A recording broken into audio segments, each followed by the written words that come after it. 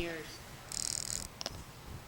Jerry Dyer has been chief of police since 2001, a year after I started being a patient advocate. Since then, 6 of my clients have been shot dead by the police department. I'm not here as a patient advocate, but I'm here as a grieving member. Since Jerry Dyer has become chief of police, we've had almost 80 deaths. I was only tracking the deaths. I was not tracking those wounded and survivors. And it took me a long time to get the dates and the names of people. They don't provide me the names, they provide me the information. It took me a long time. They wouldn't give it to me in 2005, they wouldn't give it to me in 2009.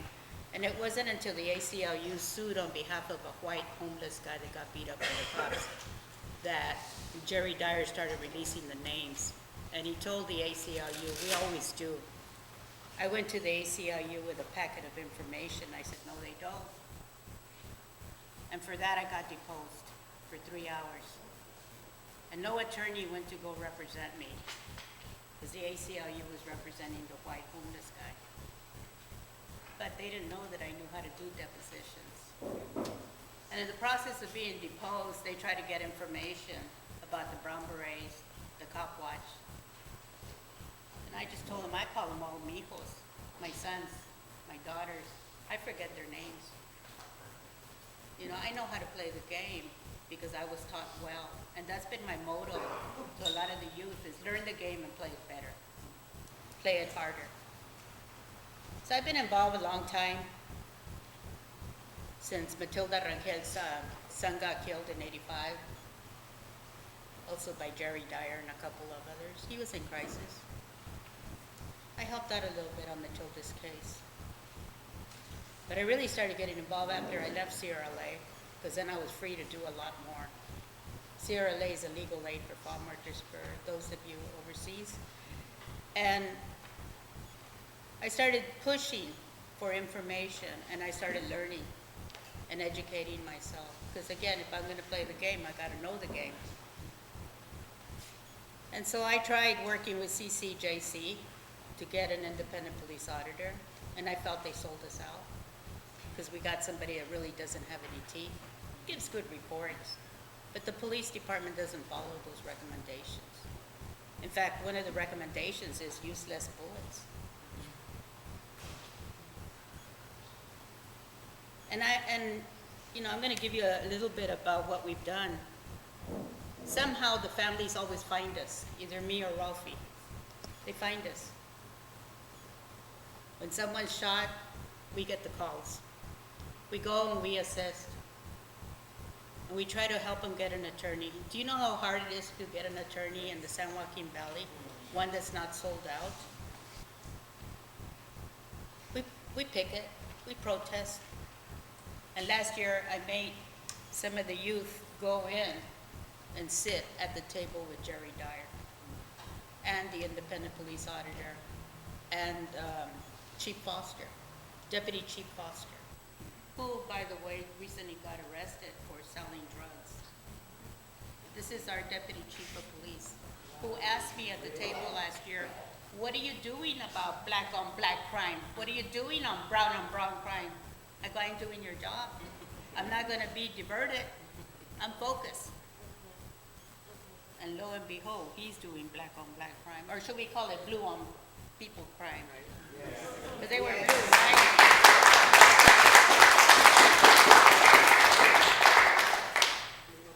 You know, a long time ago, we brought Cop Watch into Fresno and from Berkeley. They've been the longest Cop Watch in the United States. And I'm just going to give you a little background because I think it's important, how important it is. Is we told them we're not going to wear the orange vest because here in Fresno, we were the most militarized police department in the United States. There's even a book written on this way back in the day. So we're not going to wear the vest. We're going to be undercover Cop Watch. And lo and behold, there was an incident soon after we did the first Cop Watch training. And the media called me and said, do you have the video? And I go, you think I'm going to tell you? So 4 cops were so paranoid that we had the video that they fingered on the other 4 cops. And that was exciting, to see the DA actually indict these 4 officers. The local Fresno County DA didn't win, and they dropped the case, but the federal U.S. attorney took it on. And that was quite a trial. That's the other thing I do, is I take vacation from my job to go to trials, to learn, and to support the families, and in this case, to support the U.S. attorney. And it's fun to see, you know, both the shooting cases and this case, to see how each officer is represented by the union attorney, his personal attorney, and the city attorney. And our side only has 1 attorney or 2, if we're lucky. The first time I told Jerry Dyer that he needed to do training on mental illness and crisis intervention training was in 2005. I was on his chief's advisory board. I was sitting there on behalf of CCJC, but also as a patient advocate and as a Latina, Chicana, whatever, and as a woman. And when I asked for that training, his words were, training is time, time is money. And 5 days later, they shot James Carroll, my client. He was in a paint store talking to himself, you know, how my client, how mentally ill, delusional people do. They talk to themselves. They talk to their voices. The audio alarm reported 2 people. He got in a car, stole some paint guns or something, paintball, you know, that game. They shot him 19 times. When we met with Dyer last year, I reminded him about that statement, training is time, time is money. And I told him, you know, his sister Patricia asked me, and I never knew the answer, so maybe you can give me the answer now, is why did you have to shoot his eyes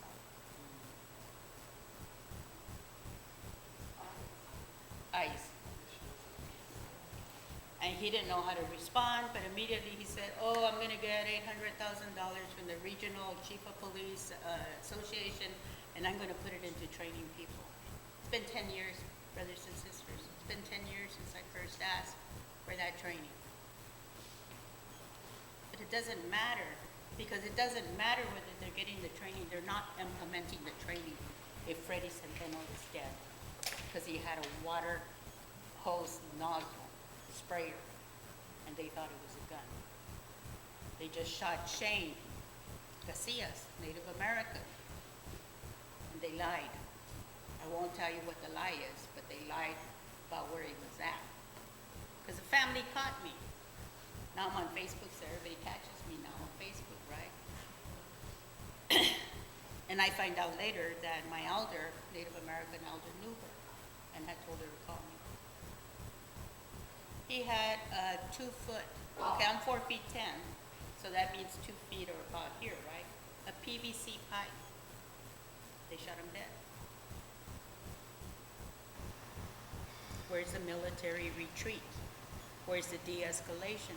The best example I can tell you, having worked on the psych units, going in, is, and I told Dyer this, I don't understand how nurses can go in without the military belt, without a taser, without a gun, without a baton, and be able to de-escalate people in a locked facility. They don't get the choice of going behind a car or military retreat, if you may. They don't get that choice. But they're able to de-escalate a lot of people who are actively manic, delusional, psychotic. I'm not even 4 feet 10 and I'm able to do it when I'm meeting with my clients. So that's what I do.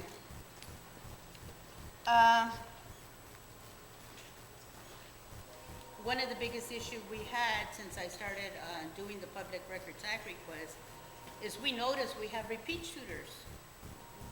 And one of my homies will tell you that, and she's good, because I'm already forgetting statistics if I don't have it in front of me, and I apologize not having this in front of me, but she can tell you one guy, Gunter Mice, has shot 6 people.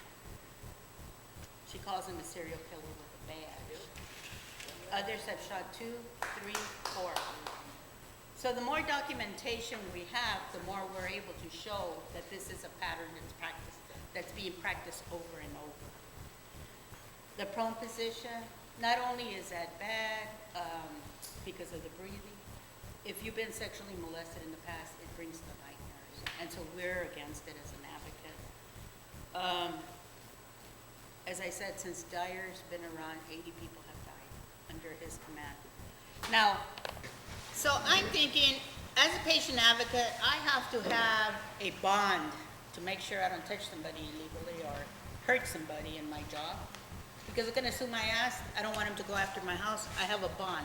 And the insurance company will pay that misconduct. Doctors have malpractice insurance. Even hairdressers have to have some kind of insurance in case they take off too much hair, I don't know. So why can't cops have malpractice insurance, or bonds as they call it? And I looked into it. FBI agents buy their own bonds because they want to be sure they have coverage. I talked to a couple of them. So if we make it a condition throughout the state that each city has a bond, that make it a condition that each cop has a bond. After a while, serial killer Gunter Mice is not going to kill anymore because the insurance ain't going to want to pay for all those lawsuits. And they might let him go. But he's going to try to go, let's say, to Parlier, as they're doing now. But he can't go if you don't got a bond. Because right now what they do is they lay you off or they fire you, you go to another city and it's a clean record. They can't share the information. But there has been a lot of in-custody deaths. Tulare County is the one that scares me the most.